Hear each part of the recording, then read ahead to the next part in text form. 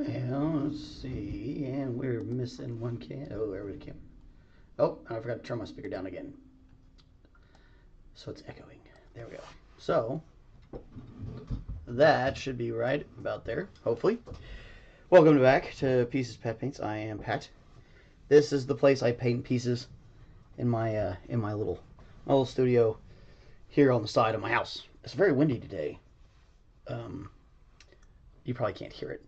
Kristen informs me that my microphone actually doesn't pick up quite as much stuff as the old one does. So thanks again to Crypto Mikkel for the sweet mic. Really enjoying it. I think it's helping. I think it makes our sound a whole lot better. I do like the fact that you could barely hear my children and all the insanity that was going on over the last couple of days, but they're gone today. Which is, I like having my kids around, but if you're a parent, you know that it's kind of nice to have a break and just get you a little bit of a. So it's me and the lovely Miss Kristen. She is indisposed, doing other chores and stuff about the house, which is awesome. And I think she's listening in as usual for our sound check. We do a lot of sound checking. We're still kind of in the infancy of this channel, so these are mostly for posterity. But we do appreciate everybody that's been watching. Things have been they kind of go like this, but they're mostly going up, so that's good. That's what we want to see. We want to see this thing kind of keep slowly churning along. If you're new to the channel, or you just want to help out, make sure you've liked, subscribed, share, ring the bells, bang the gongs, all that good stuff. All the things anything that you can do to interact with the channel helps the channel grow and gives it more stuff. The algorithm likes to munchy on interaction, so that's what you try to do. Anyway, so today we're to the point now where we'll have to work on the bottoms of this and the claws. So before I do that, I think I want to change this base up, because if we leave him on his base, he's just going to sit flat, which, as we've already discussed, it's all right, but it's kind of boring. So we want to kind of change it up. So, and you can kind of get a look at her after it dried up. It's got a great look. It looks really nice. It's even better in person than it is on the cameras, but has a really good look. So what I think we're gonna do is we're not gonna do a whole lot and make like a big crazy base, because we wanna make these units mostly playable. Our Titus isn't a playable unit. I bought the game that he came in just to get all the extra Tyranids and that one Titus model because it was cheap, so I bought it. And it has some cool rules to play, like a horde game in it, which is cool. But we can play that with just about any units. Anyway, well, I think what we're going to do is we're going to slightly raise up the back part of this, so that maybe it's, instead of it sitting flat, it's coming like this. Which I know, like, on camera here, it's kind of hard to tell that there's much of a difference in that, but there is. And it will change the look of what we're doing drastically. So anyway, there's several different ways you can go about doing this. But the main thing you're trying to do is cover this base in something that's going to change the level of it. It's a pretty rough texture. It's going to let just about anything stick to it, which is great.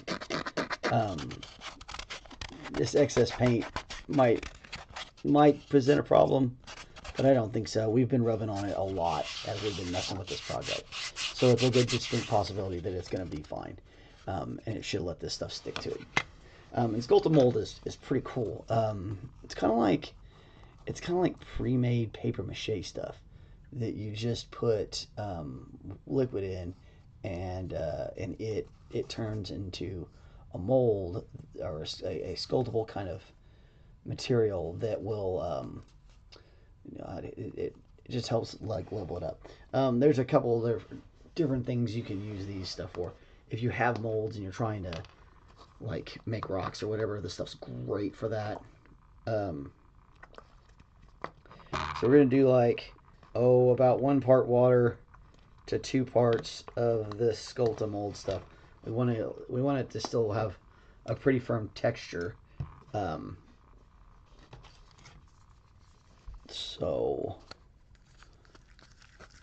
But we want it to be kind of lumpy because we want it to be like dirt. Oh, that's a lovely sound, isn't it? All right. So I'm just gonna try and make sure we've got all this stuff mixed up. You don't even know if you can hear it. It sounds like somebody smacking when they chew. All right. Okay, so we'll let that sit for just a second, and it'll soak up a little bit more water while we wait. I'm gonna put some gloves on too because I don't really want to stick my hands in all that stuff. It would not be fun. But we're gonna set this down on this base, and then we're gonna kind of make impressions where we want the bug sitting, so that we can attach it after it sets up and dries. And it'll take a little while for it to dry. So we'll rip that glove. That sucks. So anyway, we'll get this on here and we'll let it start drying. And then tomorrow it'll be ready and we should be able to paint it and cover it. And you could actually, if you wanted to, you could put paint in it, like instead of water. You could, and like even right now, if we want, let's do that. Let's put a little bit of paint in it, just to show you what happens when we do that. If I can find some black, I want black. There we go. That's the one I was looking for. So we're gonna put a little bit of our raw umber in there because that's a great dirt color. Oh goodness, my old fingers. Let me get my trusty pair of channel locks down for my paint. I tell you what, don't force your fingers; they don't like it. All right, so we'll just put like a little dollop of paint in there, right? No. Oh, you steal your paints back. Some folks don't, and they're greatly upset when they do not, because they come back to dry paint in the tops of their bottles, and then it like never ends after that. It just continues to become a problem. Your bottle gets crusty, or your tube gets crusty. All right. So this will take up this paint real nice. And you can kind of tint it because it doesn't actually care. So we're going to give it just a little bit of maybe a base color of dirt. I don't want to make this too wet because I don't want to get sloppy. If you could add more, instead of just adding the water, you could have added more paint instead. And you can see how the material kind of creates these little lumps when you do it this way. And we're going to try and use that naturally. Anywho, so if you're putting on a white surface, it really helps to color it. Just as something to remember. Anyway, this stuff's pretty easy to work with, and it'll smooth out if you want it to. We just don't necessarily need it to. And we need to remember which way this guy goes. So he's normally sits like this. And we want him to come up just a touch. So we definitely want to keep this back end up where this part would normally sit. And we're going to form that up to make that the more important section. Well, as far as the base goes. So we need to build that up. I don't know if you can. There we go. That's better. I should move it around so you can see it. So we got to build this material here up in order to give it that angle that I want to try and give it, which is great because it's going to give us like a little hillside to start off.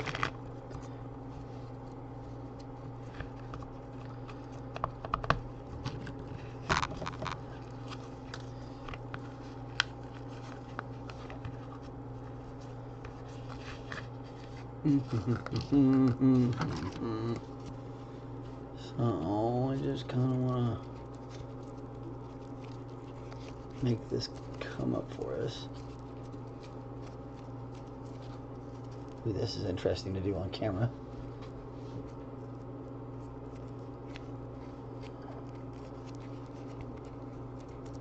And just kind of want to make the slope look as natural as possible.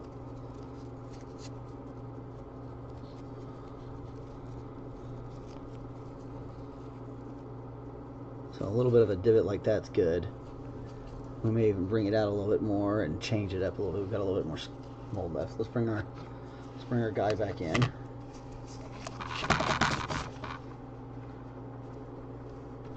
At this point, we don't really want to touch it with our plastery fingers.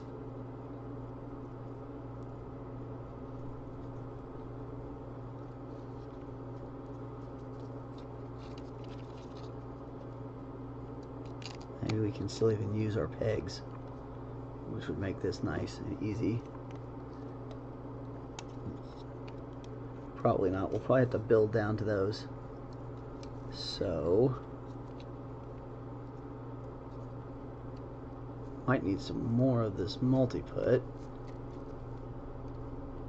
We can just angle this just a little bit more, maybe. You just kind of keep moving it around till it gets about to what we need it to be. There we go. So we're definitely filling over the holes at this point, which is awesome. And again, it's just all this stuff just gives us that extra. It's just going to give us that extra bit of awesome.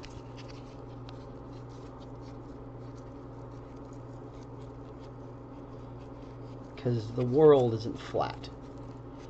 No planet, I mean planets in general aren't flat. So we want to have some texture. And there's nothing wrong with, like, if you decide to make a thing have a pretty flat texture, there's nothing wrong with that too. There's a bunch of different ways you can do things. That's what's so cool about these kind of models, is that there isn't really a right or wrong way. There's just the way you decided you wanted it to look. So we're just kind of building ourselves up a little bit of the stuff. At this point, we're probably going to use, and you can see why I didn't paint this yet, right? It's getting stuff all over it.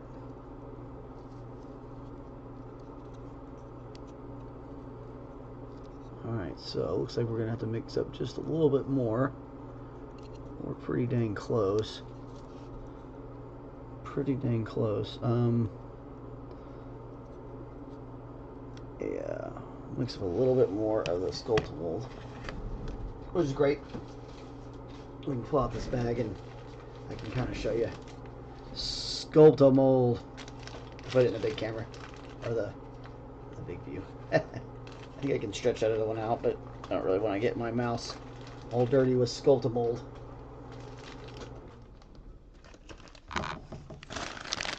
So this is the stuff. Sculptamold. Sculptamold. So it's linked in the doobly-doo. This product's by Amco. It's the name of the company that makes it. So yeah, no. If you go looking for it, that's what you're looking for. And it's awesome. I love this stuff. Alright.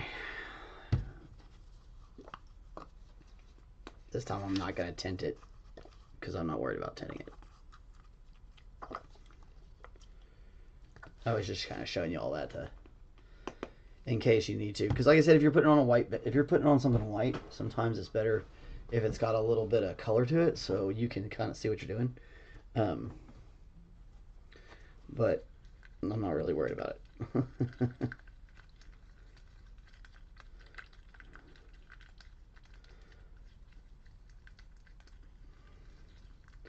I knew this was going to be an entertaining little day. I was like, oh, good. We get to play with something new. You get to see that Sculptamold. Let's see. It's almost like plaster. Ooh, there we go. That's better. It's almost like a plaster.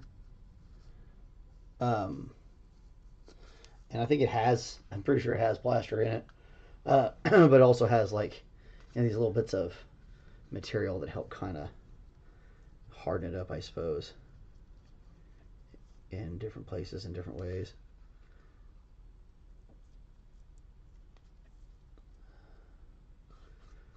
But it works wonderfully for doing stuff like this, because it'll set up pretty dang quick.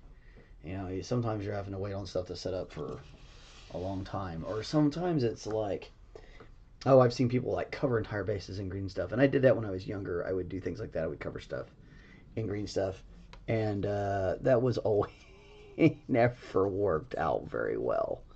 So this is a little bit of a better idea.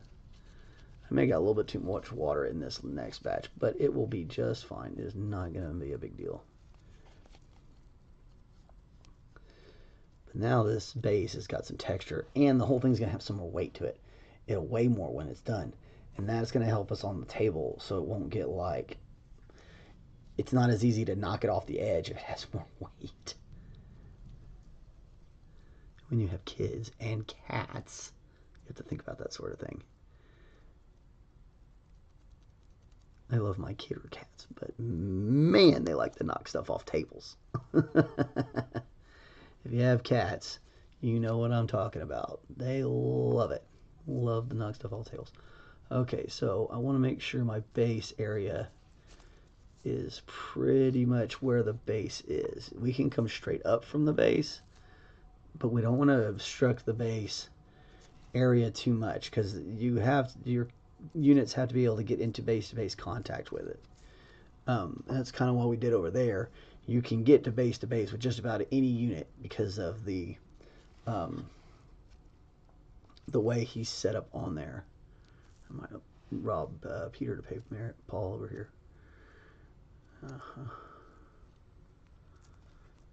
Fill in some of these gaps. We're going to come back and we can clean all this up later. For right now, we want to fill the gap. I think that top light's too bright. At least it's too bright for this. Let's see. Alright.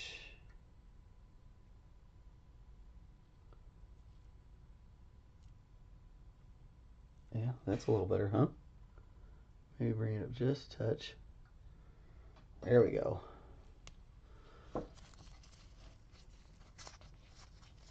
Alright. Yeah, that looks better, right? A little bit better. Still kind of, there it goes. Still got a lot of light hitting it. When it's white, it's like, bling! This stuff shines, especially there's a lot of water in it, so it's going to shine even more.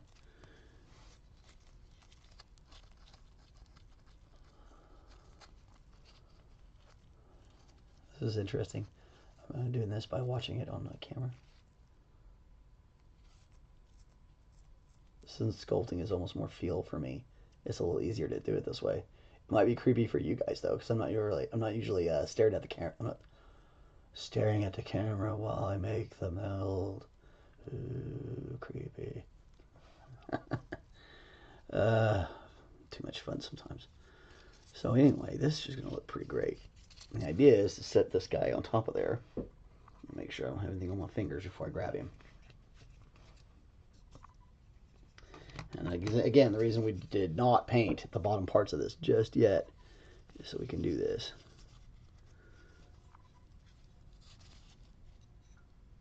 Okay. Set it there. This will help us get some marks. We can kind of mark where things are going to have to be. We can bring those areas down properly.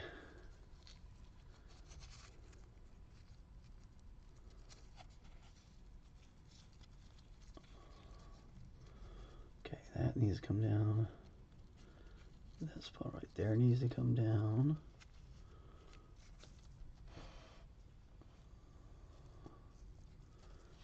You can see how this gives you this nice kind of knobby texture, which is exactly what we want. We want this knobby terrain-like texture.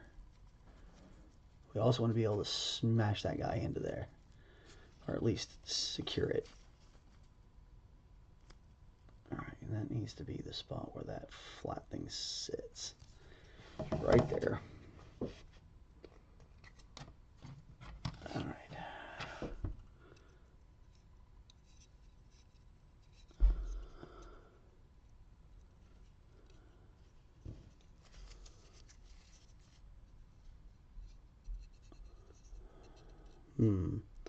Looks like we're going to have to push a lot of that material over to that back foot, which I should have thought about that in the first place, but I'm too busy trying to think of what to say. So we're going to work this side up a little bit. There we go. That is probably more what it needs to do.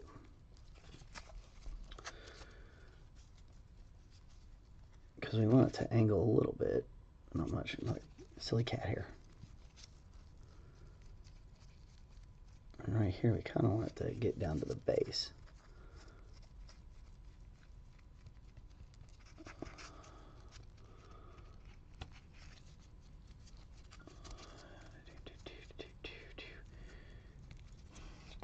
And just keep checking it over and over again. Like I said, we didn't really work on that bottom stuff because I knew that I was going to want to do this. Set that there, that there. Okay, we still need to pull.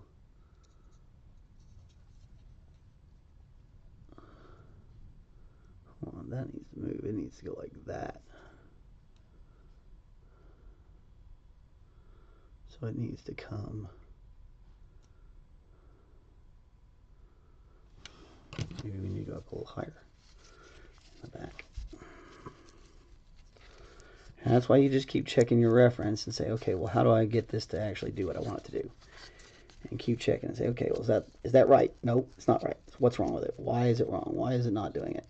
And you kind of have to go through a process of elimination, which is why you want. Oh man, see, I mean, I went and touched the dang thing. I better get on that some water. So we did touch it a little bit with our fingers. So hopefully we can get in here before this dries off, and you can just get this off of here real quick. This is why you want one of these trashy synthetic brushes. Clear these kind of things off real quick before they dry, and you won't have to go back and mess with it later and try to repaint it, which is something we don't want to do. That's another reason why I let this dry before I started doing this process, because I didn't want to do that. Okay, so alright, back to what we were doing. Gloves. I need gloves. I'm gonna use a lot of gloves today, I think. It's gonna be wild. It'll be fun. Now we hit 3 views already. That's cool. 3 views in 25 minutes is not bad for us. That's moving forward in the right direction. Alrighty. So what it looked like is this really needed to come up. And this needs to be the spot where it's the flat. It's right here.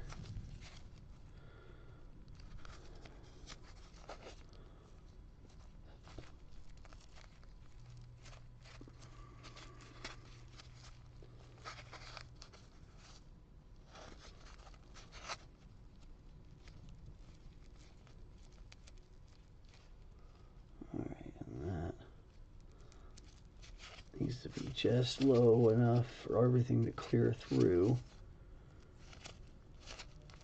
So We need to do more like this. There we go. We want enough material to where the legs and stuff will poke in and make some impressions for us, but we don't want to have anything like floating in the air.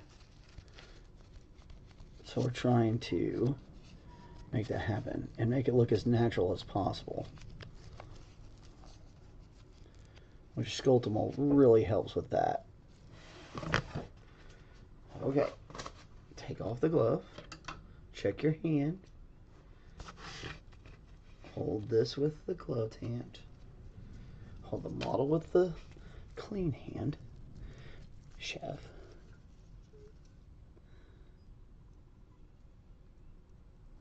Okay, we are dang close.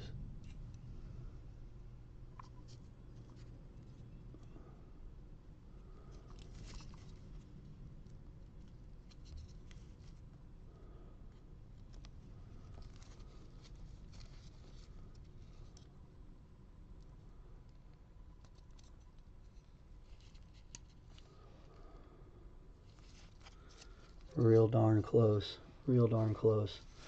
Maybe if we maneuver just a little bit this way. Alright, so we need a little bit more material here. Here. Well, we gotta get that off the edge. Really needs to go right there. So we need more here. More down there. Where's our cup? Oops, see there, I'll go grabbing it with the bad hand. Shameful, chef. Shameful.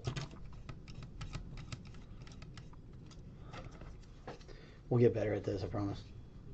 Or we won't, you know, whatever. It's fine. It's all fun. Alright, here's some of this stuff sitting in this cup. Maybe we got just enough to get this done. Because we need some more material right here.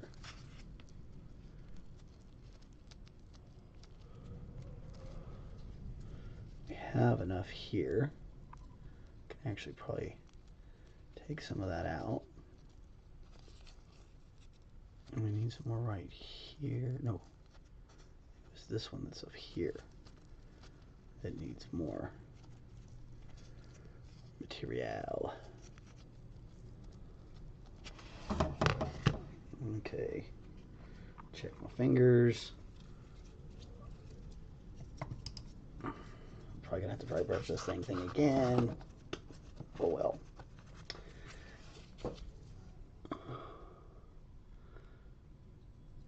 Probably should have done the base before I started painting the thing. But what are you gonna do?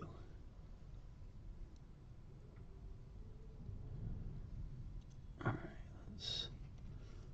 let's do a little bit of fiddling while it's sitting here. Maybe we can, maybe we do need to put that toe in.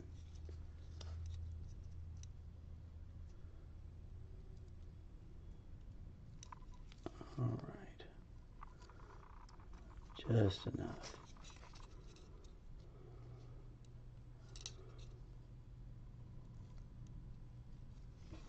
And all of this should go over here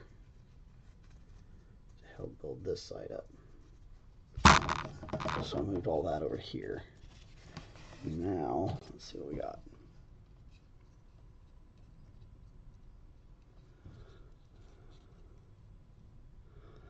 Okay. Okay. Just need a little bit more material right there and we're in business.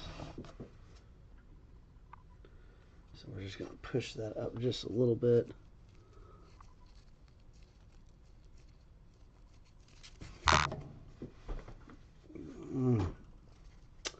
I really should have done this like before I started putting this, like before I started painting it, but you know, it is what it is now.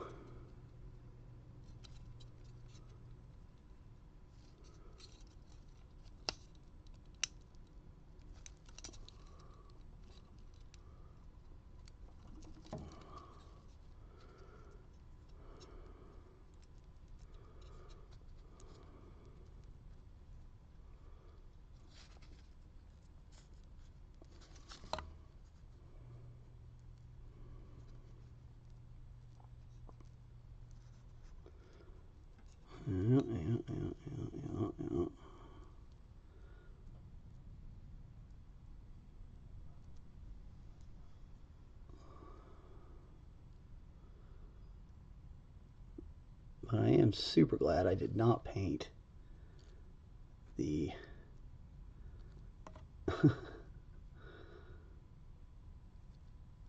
legs and stuff.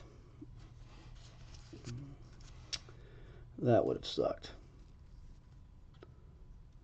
Okay, I think we're going to need one more mix of this Sculptamold. Or maybe not. Maybe we might have enough in here. I have enough left. I'm going to put a little bit more water in it, though, because it's starting to firm up on me too much. It needs to be a little bit wetter.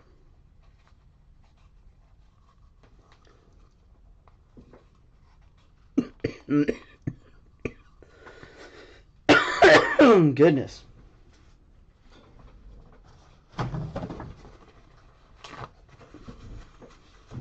That's why I like having paper towels around.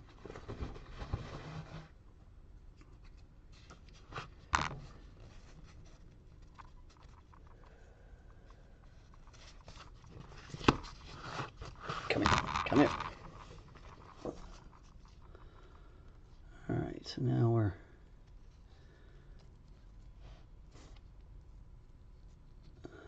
we're going to pull this guy off of here before we finish this up, just so everybody knows that. I'm not going to let it harden on top of there, because we want to be able to really figure this base out with our flock, or trick this base out with our flock. We want to really hit it up with the good stuff.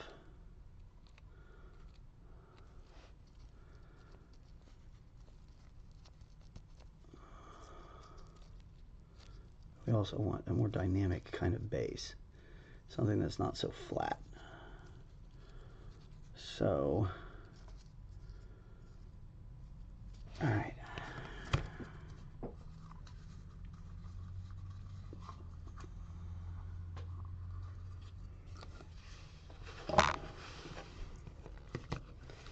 Come back here.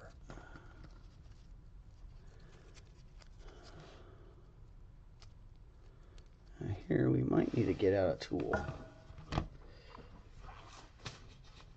So that way we can kind of push that down into there and set it up. I have a bunch of different types of tools for this. So we just need some clay sculpting tools, or pottery tools, or any kind of tool that'll help us. Just kind of put it in. If you don't have that, you can get like a dowel rod, or hell, you could use a pen. You just need something to be able to kind of manipulate the material to get it into where we need it to go, is what we're trying to do. Put some more gloves on. Ooh, I've gone through a couple sets of these already today. We can listen to that sound. A little squeaky. Like that. That's funny. Okay. So we need this to sit like that. We want this material to go under here.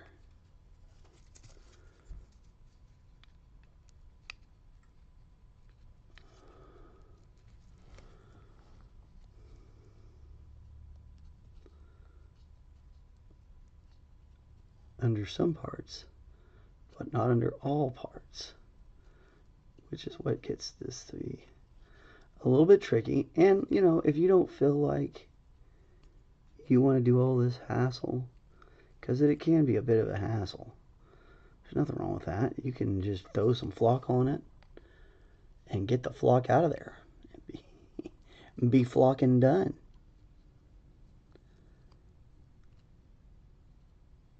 Put on, heck, you can put on, there's a couple other little things you can put on there that do something similar. Okay, so now when we glue this guy down, should be good to go. Alright, pull him out. There we go. Bam. Let's see, now we've left our impressions, so we kind of know where we are. We can come back and fix any places where maybe we want to smooth it out a little bit more. We just don't want to disturb where our impressions are, because we want those to set up pretty much just how they are. And we may come back through later and put a bit more material on after we apply it to the base itself, and then paint that in or something like that. There may be some of those kind of things we'll need to do later. You never really know till you kind of get going on it, but it's fun to have the different kind of texture to it. It's gonna make it look better in the end. It'll be more dynamic. It'll have movement, and more than just sitting on a flat piece. Again, it is a lot of work. So we'll take a sponge to this part after it dries out. We'll sponge that down, and it'll clean right up, because it's, like I said, it's a plaster, so it'll clean right up. And when we, like I said, when we glue this down, it'll set on there a whole lot differently. So there's that part, which is awesome. I'm glad we are done with that. We didn't get too much junk on the model. So let's go ahead and maybe take a quick brush to it, clean up anything where we may have gotten our paint messed up. We want to go ahead and knock that off. And it'll clean right off for the most part.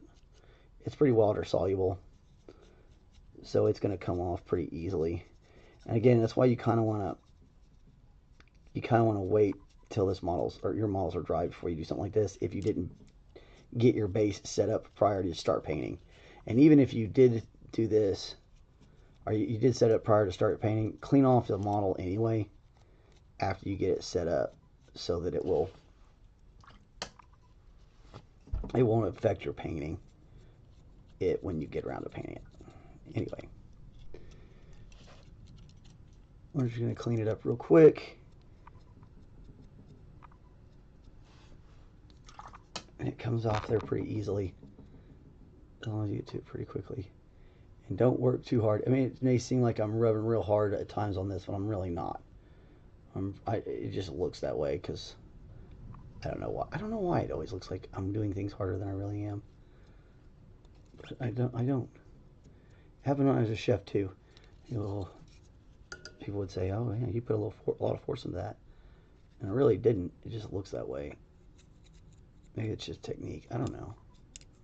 That's kind of a weird thing to think about. Oh, okay. So anyway, we've got that done for the most part. It'll look great because we still have to paint all this stuff down here anyway. None of that's been painted, but primed. So with that base drying, we can move on to working on our Screamer Killer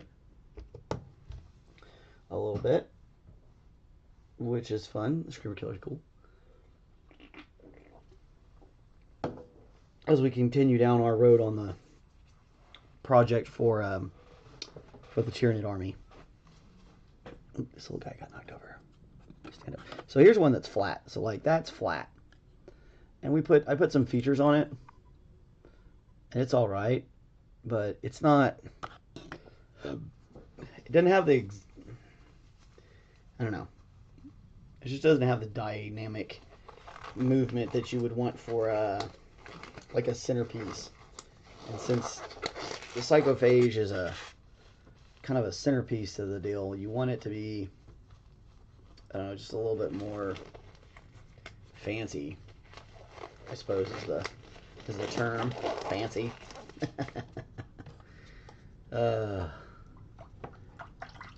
Don't forget to clean up your sculpting tools too. That's pretty easy. You just get them wet and rub them with a paper towel.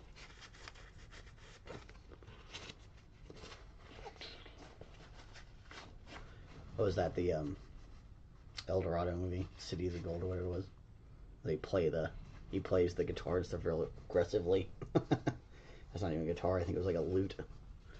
Anyway, so that's all cleaned up, and those puppies are back where they belong. So it's kind of boring watching people clean up. So I was listening to a really interesting program. Lady from, I believe, Ireland, on show called Dungeons and Discourse, and she was talking about, you know, the current state of Dungeons and Dragons, and a guy had written a book. It's called here, I wrote it down so I remember.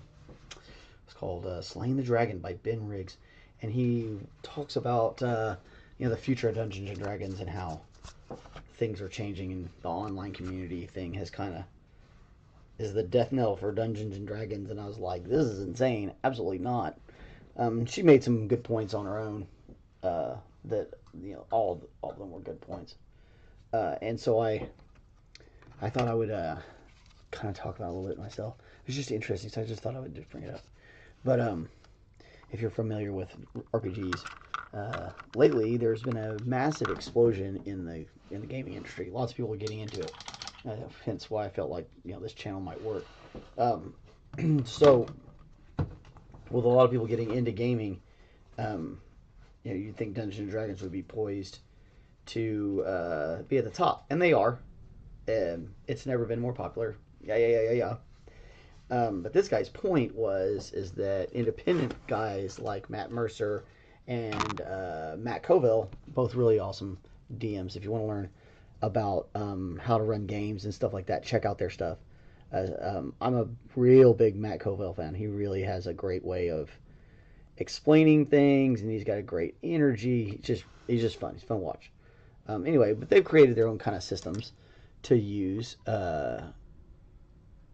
And, you know, the guy who writes this book, which I've read a few snippets of now after listening to her program, talking about it, I was like, well, let's take a look at what this guy has to say. His, you know, it's an interesting conclusion to draw that the Dungeons and Dragons is basically dead because of two guys starting an RPG system. It's like, guys, there's a lot of RPG systems out there. Like, I think in my attic I have 2 of them, and I have 3 of them downstairs that are different games that are RPGs, and we only play like 1 of them at a time. I mean, heck, my first game wasn't Dungeons and Dragons. My first role-playing game that was anything like Dungeons and Dragons was actually Hero Quest, which is an old Citadel product from way back in the day, Games Workshop Citadel, and it actually, I don't even know that it was them at the time. It may have been somebody else. Anyway, Heroes Quest was really cool, and that's where we kind of got started. And then we moved on to playing. We played Earth Dawn, which was it's a really interesting game if you've ever played Earth Dawn. It's similar to Dungeons and Dragons or Pathfinder, but it's a pretty cool game. And I didn't actually play a lot of Dungeons and Dragons, because after that we started playing Vampire, and we played more Vampire than just about anything else. And so, you know, through the 90s, we weren't even playing D&D. We didn't start playing D&D like, oop, I'm way off camera again. We didn't start playing D&D again until like way later in my life. You know, we had a few games here and there. Some friends of mine ran a big D&D game. They were really into it. But most of the games we played weren't even Dungeons and Dragons. We played other stuff. So this guy sitting there trying to say that, you know, the end is nigh for Dungeons and Dragons because these 2 guys made another system. Well, bro, that ain't it. Like, heck, we were all playing World of Darkness during the 90s because of Interview with a Vampire. That's why it got everybody into we all wanted to play Vampire, because Interview with a Vampire was out and it was really popular, and, you know, playing a vampire was cool. And the game was fun. It was a cool game. It was a cool concept. It wasn't like, you know, Slayers and stuff like that. It was just a different kind of concept. And so we took to it and we really enjoyed it. So, you know, and there's another Dungeons and Dragons version coming out, 5.5 or 6 or whatever they're going to end up calling it. The marketing team will decide, you know. But I just don't see I don't see Dungeons and Dragons collapsing like that. And they've made some missteps. The OGL situation, which, if you don't know what the OGL situation is, it was a game license where basically it allowed third-party members to produce things that were Dungeons and Dragons related. And they tried to force people into signing over onto that, and it didn't actually go so well. Because you really can't force people to do those sort of things. It had been an open game license for a long time, and people were, they had built business concepts on the idea that it was an open license. Yeah. It gets complicated from there. Anyway, even with that saga, I doubt that Dungeons and Dragons is going to lose some momentum. It's got, and at this point, it's almost like a household name kind of thing.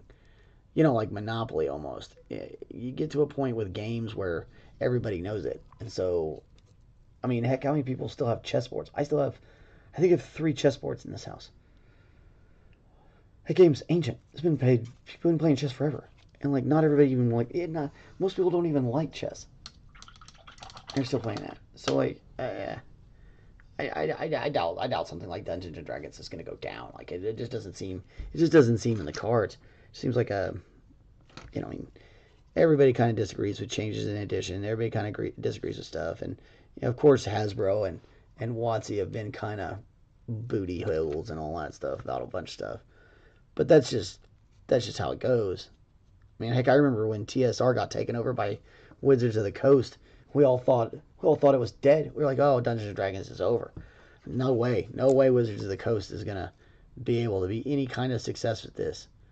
And they haven't done too bad, honestly. And then Hasbro bought them, and yeah, and it just kind of gets crazy. But yeah, I don't think this is the end of Dungeons and Dragons. I don't think that the online community would allow Dungeons and Dragons to go away. The nerd community in general, we all grew up with these kind of things. So, like, the idea that it's going to go away is ridiculous. It can't go away because we like it. It's like Scooby-Doo. You can't make Scooby-Doo go away. And if you mess with Scooby-Doo itself too much, people get really angry. I mean, like, insanely irate. Like that Velma show they did, where they just kind of insinuated that it was Scooby-Doo. People were mad. I mean, angry. I didn't watch very much of it because it was terrible. But people got like irate about it. So there's a certain place where you enter, I don't know if you want to call it the social zeitgeist or whatever. The way that people look at society, the way culture is. You get to a certain point with that where you're just beyond the minor collapses. And, might they sell that property on to somebody else? D&D get sold somewhere? Yeah. D&D might get sold to somewhere else. That can happen. But is D&D going away? No. No, it is not. I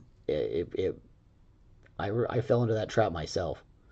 So anyway, I think I might pick up the book or read some more excerpts from it if I can find them, just to see if I can get to the bottom of this guy's point. Because I'm hearing it from secondhand information where some lady did a breakdown on a book and yeah. That doesn't mean anything. She could be a little off base, or could be completely trying to sell an idea. You never know. But it is interesting, and I've heard this isn't the first time I've heard that talk.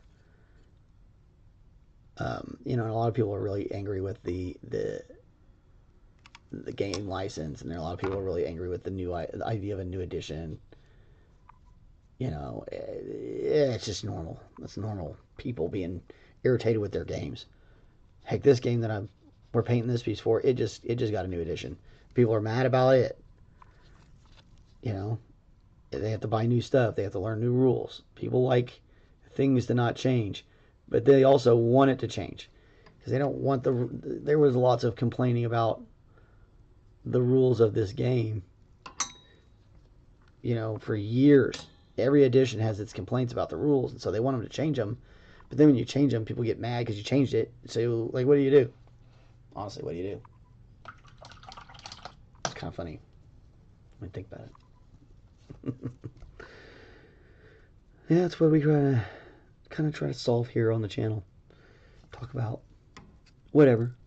Talk about the game things. Try to find a place where we can just chat and paint and talk about games. I said we were playing Star Wars. We just started playing Star Wars. Really fun game. It's an actual... I don't even think that the company exists anymore that game is from, the West End. But, you know, shoot, we're still playing it. You can still find stuff for it online, too. It's funny. You know, that's the thing is, these games don't go away. Gamers are still going to game. They're still going to play.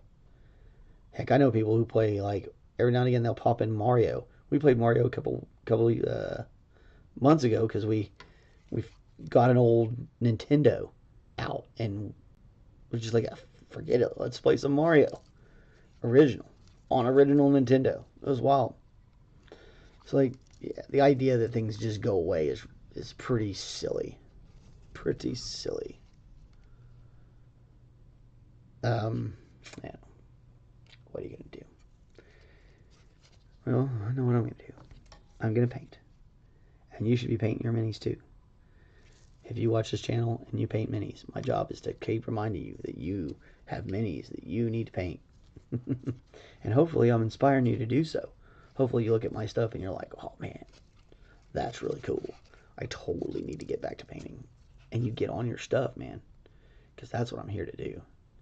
And yeah, I want to paint stuff for people. I want to make money painting. I want to make money on YouTube. I want to do all those things. Those are cool things.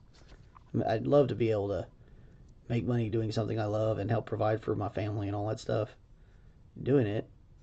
And I can't do that cooking anymore, so I do that doing this. Or at least I'm trying.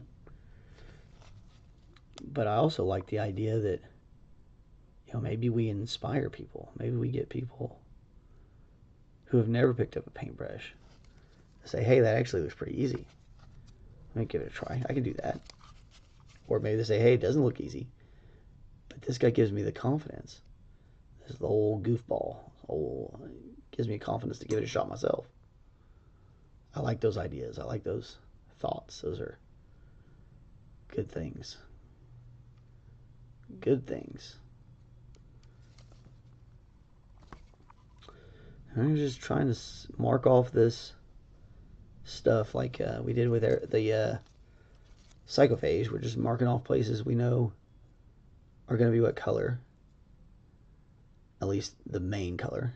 Because, you know, we're doing lots of fading with this color scheme. But, you know, this way we can get ready for its wash, because it'll have its wash next. You know, and the fun thing about color schemes is as you work on them, you get better at them. So, like, as I worked on this, I'm getting better at, like, kind of analyzing what the sculptors were doing with their models and kind of the idea behind what the Tyranid bioform needs to look like. And then adapting my color scheme to match the design of the model and the design of the army itself. And it's a really fun project. I've really enjoyed it so far. It's going to be nice when I can get better cameras, better equipment in. I need to bring that light up just a little bit now. Now that we don't have the...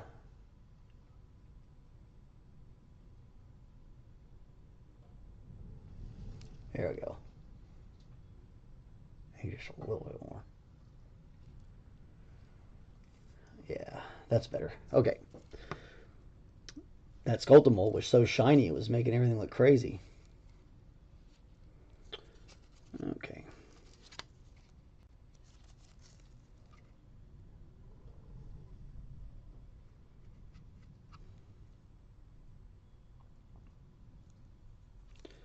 Just get it marked off. We'll come back and touch it up and start making those blends later. Just trying to get the markings done so we can drop our washes on.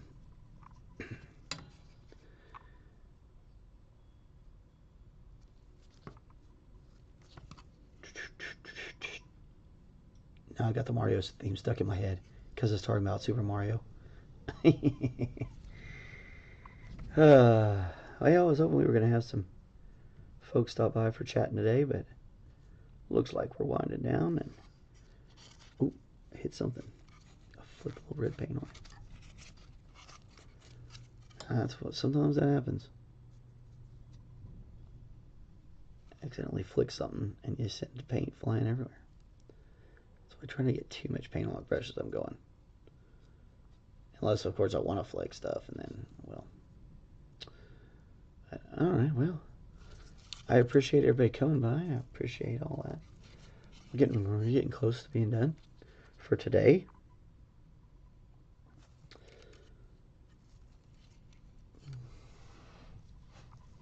I'm gonna do a little bit more here. Trying to get this side maybe mostly finished up. We need to have a little bit of that magenta fade start up here.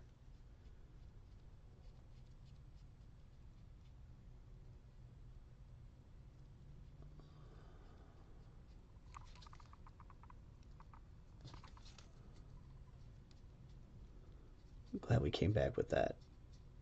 And we'll put and did the edges of that.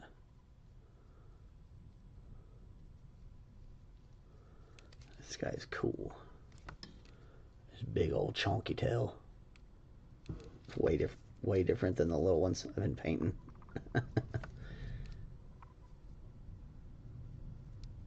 He is a chonky boy.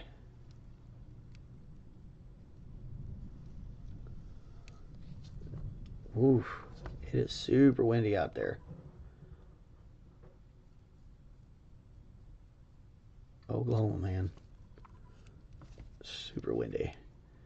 So yeah, remember down here in the places where our joints are connected is where we start that magenta, and then we'll fade it right in here. We're gonna get that fade rolling, and it'll look great. So we need maybe just a little, about one breath's worth action going on here. We'll come back and we're gonna blend all this later. And again, it looks crazy here, but then it ends up looking like this. So, anywho, let's see where are we at. Yep, about we're done wrapping up for today. Clean up these brushes. I got a few things I gotta take care of. I gotta get some rest. I played dad for a while now. I had a long vacation thing, so it's nice. But nice to have the kids back in school and doing what they're supposed to be doing.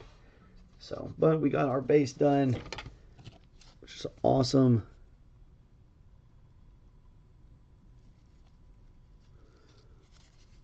I have to do a little bit. We might have to do a little bit of work on this side right here, but I think he's gonna sit down in there pretty good. So we might end up having to come back when this is dried up and put a little bit more stuff in here to get this to set up. But we've got a good idea, and I've got a pretty good dang start, and it's gonna look great, and it's gonna give us that extra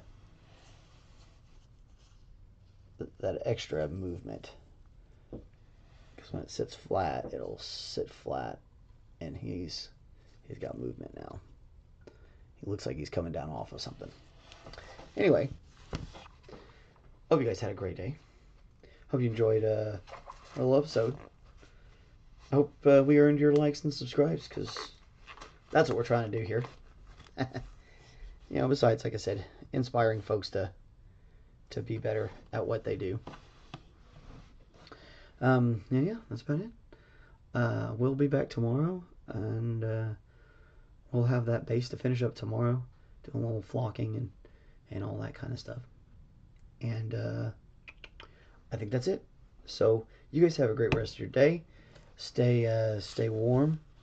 Stay out of that wind, and we'll talk to you later.